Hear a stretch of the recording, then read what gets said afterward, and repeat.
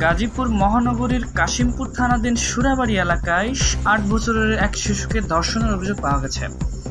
বুধবার ১ অক্টোবর বেলা 11:30টার দিকে এই ঘটনা জড়িত অভিযোগে এক ব্যক্তিকে গ্রেপ্তার করেছে পুলিশ।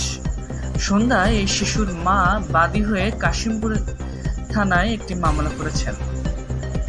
ধর্ষণের মামলায় একজনকে গ্রেপ্তারের তথ্য নিশ্চিত করে কাশিমপুর থানায় ভারপ্রাপ্ত কর্মকর্তা ওসি মোহাম্মদ মনিরুজ্জামান। তিনি বলেন, প্রাথমিকভাবে শিশুকে ধর্ষণের আলামত পাওয়া গেছে।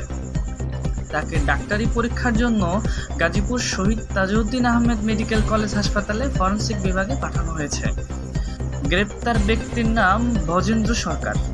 পুলিশ ও স্থানীয় বাসিন্দারা জানান, শিশুটি বুধবার বেলা 11:30টার দিকে ভজেন্দ্র সরকারের বাড়ির পাশে অন্য শিশুদের সাথে খেলছিল।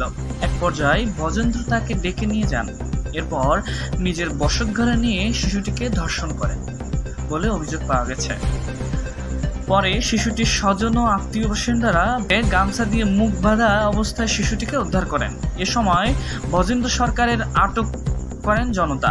এ নিয়ে এলাকায় উত্তেজনা ছড়িয়ে পড়লে কাশিমপুর থানা পুলিশ ঘটনাস্থলে তাকে গ্রেপ্তার করে।